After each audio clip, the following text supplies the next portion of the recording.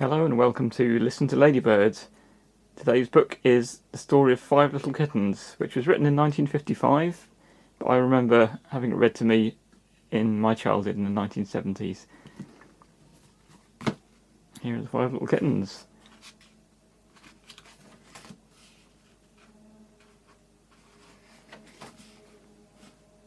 Mrs. Tibbets, going shopping, wasn't pleased enough to purr.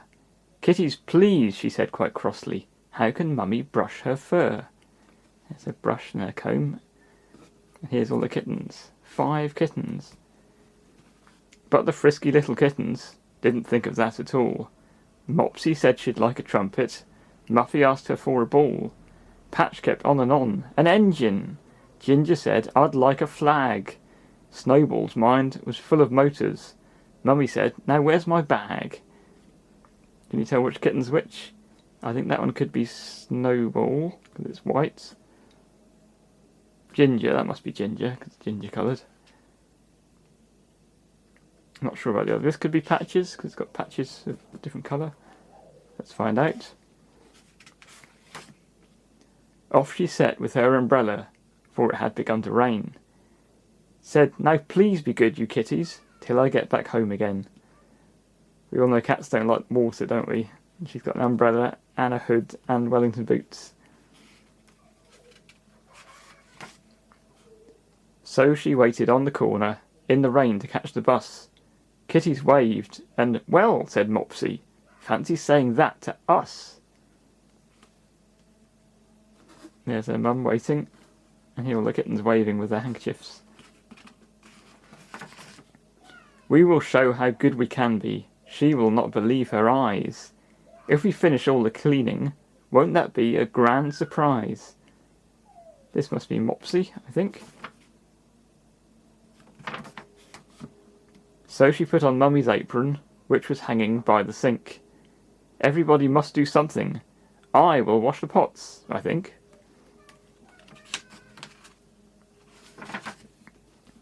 Snowball took the brush and dustpan.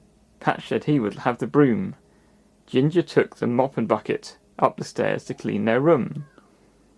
Muffy said she'd clean the breakfast.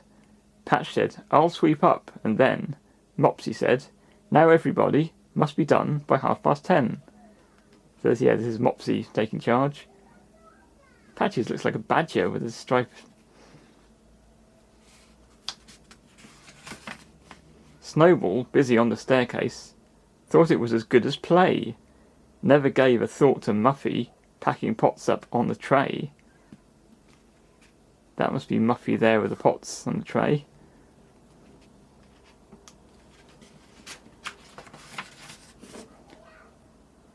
Muffy, with her tray full loaded, slowly came across the hall. Careful now, no thought of Snowball crossed her busy mind at all. There's Snowball's tail on the stairs. I think something bad might happen. Mopsy, working in the kitchen, heard a sudden fearful crash, sounds of breaking cups and saucers. Thought, "Oh goodness, what a smash!" Rushed to find out what had happened, towards the woeful waiting scene. "Oh," she cried, and "Bless my whiskers, what an accident there's been." Oh dear, there has been an accident there, hasn't there?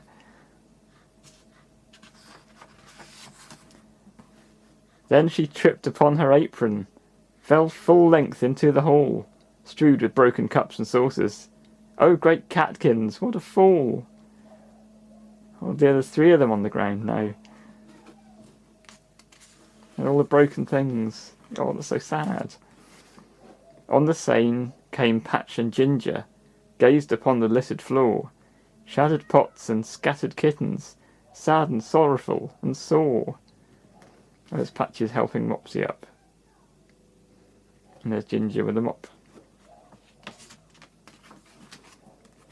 Then with mop and brush and dustpan, they began to sweep it up. Every scrap of splintered saucer, every chip of broken cup. Looks like there might be some spilt milk there. You heard the expression, like no use crying over spilt milk?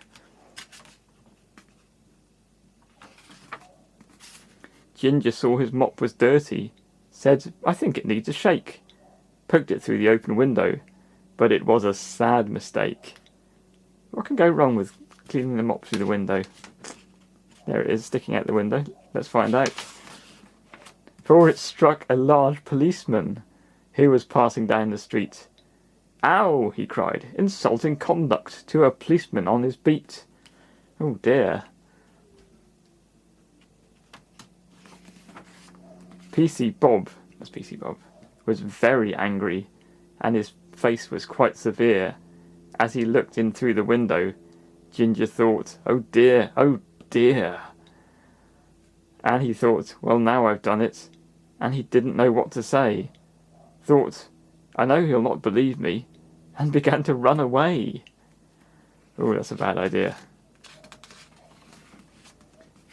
In went Bobby through the window. Just then Mummy came along. Saw the feet go through with horror.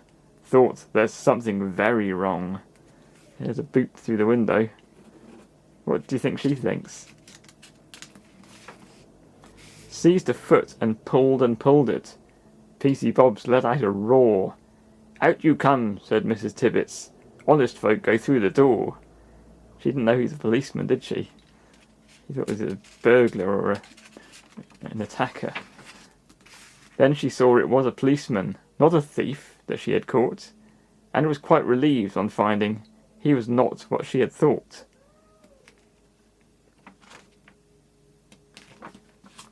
"Why, Mr. Bobbs," said Mrs. Tibbets, for she knew him very well.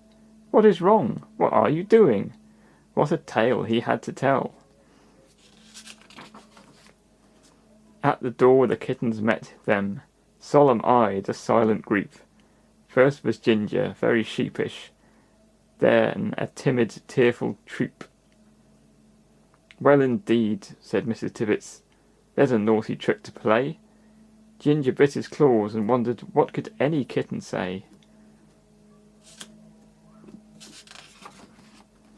"Please," he mumbled, "please, I'm sorry, very sorry, Mr. Bobbs. We were only helping Mummy, doing all the cleaning jobs. And I didn't mean to hit you." Ginger very nearly cried. "That's all right," said Bobby, grinning, "but you should have looked outside." Off he went, and Mrs. Tibbets went inside. Oh, what a shock! When she saw the broken china, what a frightened little flock! But she wasn't very angry. When she saw how hard they'd tried, saw their sorry little faces, Patch and Muffy even cried.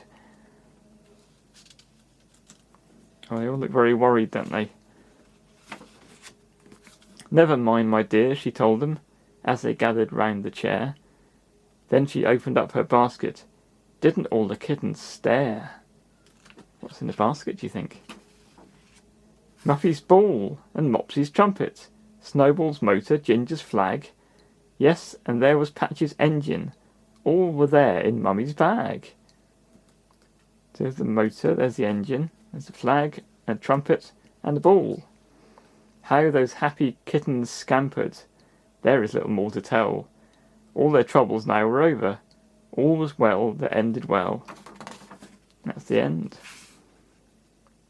I find that quite a sad story in a way. The kittens tried so hard to help, and they just made things worse instead. But it's got a happy ending. And I don't think there's any reason not to keep trying to do good things, even if they go wrong sometimes. Thanks for listening, and look out for more Listen to Ladybird.